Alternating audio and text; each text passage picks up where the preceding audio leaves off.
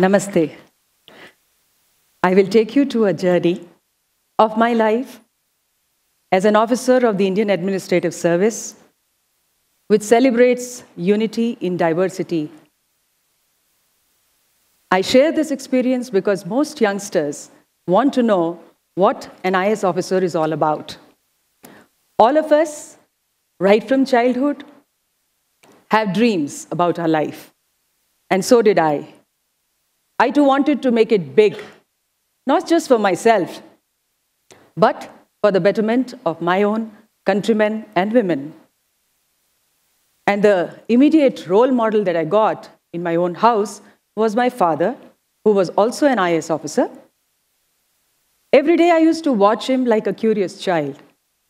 And the amount of things he used to do for people, and when they go back smiling and happy, it made my goal very clear. I knew what I'm to do. So I started preparing right from 10th standard onwards for cracking the civil services exams, which was about 4 to 5 years later. As you know, the syllabus includes almost everything, both under the sun and maybe above it. The preparations went on for about 18 to 20 hours a day sometimes. And in 1989, I cleared in my first attempt and topped among the IAS women candidates.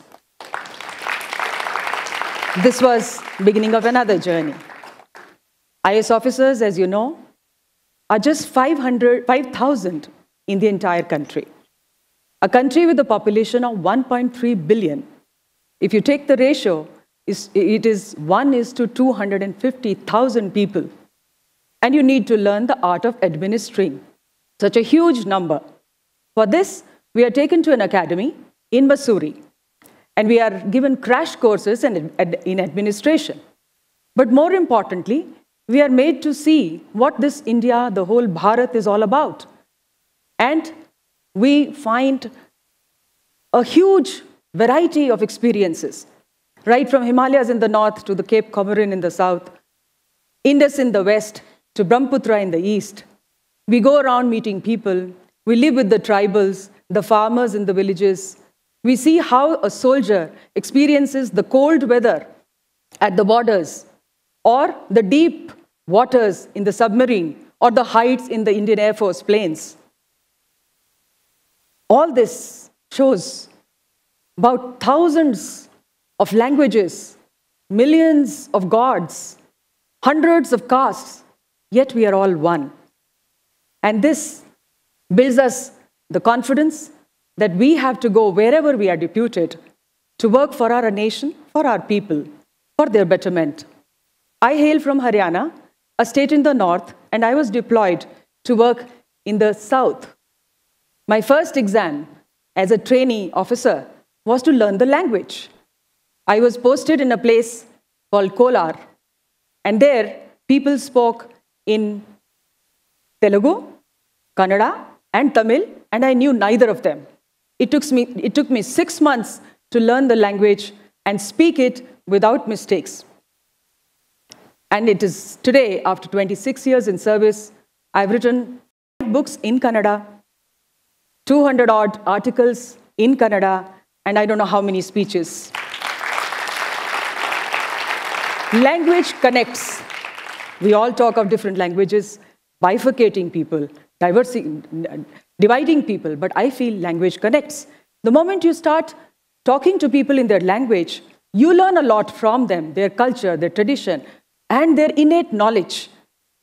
I remember a national literacy mission that was started by the government across the country, and we were trying to give skills of reading, writing, speaking boldly to the women folk in the villages. Once this woman, who was elected as the president of the neo-literate society, told me that she is facing terrible problem with a very, very corrupt village accountant. And I told her, we've empowered you with the new knowledge. Now you have to apply it. And what she did really puts me to a great admiration for the innovativeness of our rural people. She collected all the people of the village, held a bowl in her hand, collected some coins from each house, went to the office of the village accountant and told him, "Sir, you must be really poor because every time we come for some work, you ask for money. Here is the money we've collected from all of our houses in the village. I request you not to ask for more because we do not have more." Needless to say, the village accountant was put to tremendous shame and he dare not ask for a bribe next. Unity is really a strength, but we know how elusive it is. In 1992, in my first independent charge as Assistant Commissioner of Bengaluru district, I was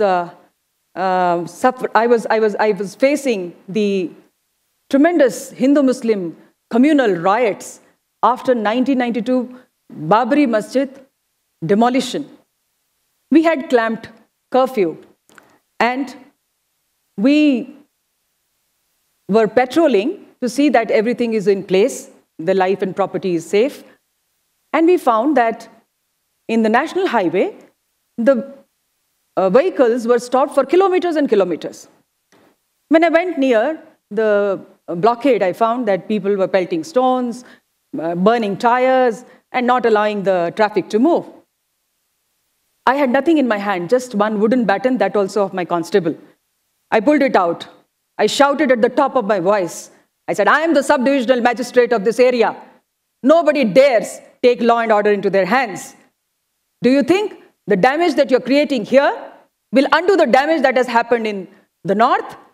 Don't you see the kids who are crying in the buses because you have held them up? What if your family members are also stranded like this?" Something moved. One elderly person, sanity dawned on him. He came forward and says, "Madam, we recognize what you do for us. Only last month, you sanctioned a road for us and we had no connectivity without it." He immediately went to a mosque nearby, announced in the public address system, and everybody disappeared from the scene and the traffic moved. It is the combination of the developmental role and the regulatory role that we employ brings and binds the country together and helps us in governing the country smoothly. As Deputy Commissioner of Belgaum district, we were faced with unprecedented rains. On the top of it, earthquake tremor demolished one of the dams in Maharashtra, and they had to let off the water stored in one go. And I got 48 hours notice to protect my people from floods. Immediately, I tried to mobilize as much material, men for rescue, rehabilitation, and so on, and send teams all over the villages. But the villagers would refuse to come out of the village. They would refuse to believe that they will be marooned. Then I had to go with an aerial survey with my superintendent of police, the MLA, and I told him, "Look, water you can see from there. It's gushing towards you, and everybody will be drowned and dead. You go, send your volunteers. Please pull out people." We made sufficient arrangements for their safety. And it worked. Within 24 hours, we had 3 lakh people moved out of 63 villages, not a single casualty. On one side, we prevent man-made disasters. On another, natural disasters. And last of all, we have governance as a disaster. For India, people feel that after God, it is the government which is omnipotent, omnipresent, and omniscient. They really have a big problem of powerlessness vis-a-vis the powerfulness of a government servant, so-called servant. So what we did, we reformed governance. We integrated different departments which act as islands of their own, brought them into one platform, brought an act which says that all government departments have to give services to the public in a time-bound manner, and if they don't give it, they will be fined out of their own salary for every day's default that they commit. And that did the magic in terms of making public servants more accountable. But it was more of a mindset game. People want to find out solutions and loopholes from every reform that you try to make. We called all the government employees and we asked them, look, if you were asked to send your child to the best of school, would you send him to a government school or a good, reputed private school? And the answer was in favor of a private school. What if your family member is seriously ill? Would you take him to a government hospital or a good super specialty hospital? Answer is super specialty hospital. Then why is it that you want the best of services and you do not give the best of services to the people for whom you exist? And that created a soul-searching kind of a journey, and we had tremendous support from the employees themselves, and they provided 90 million service deliveries within 36 months, within time, no default, and we had 600 people getting compensation from the salaries of the employees. It's unheard of. The maximum number of services in the entire country have been brought in Karnataka, and Karnataka model is now a model not only just for India, but many countries, both developing and developed. We got Google Award, we got Prime Minister's Award, we got Commonwealth Countries Award, and so on. I'll just show you how the program works. It is as simple as in a very simple manner how the citizen can avail services. They just go to the counter, give 4 of their coordinates saying that, what is your name, what's your mobile number, and what is the service you want, and at the end of it, they get all the requisite processing done within that time. The onus is on the government employee to serve them in the right time. And this makes the technology that is there, it is all totally transparent, it is available on the domain. I will just show you this video of 40 seconds. How a villager goes to an office.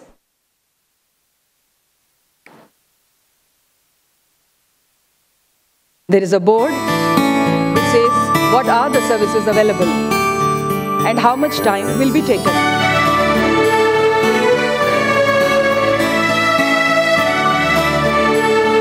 Totally computerized.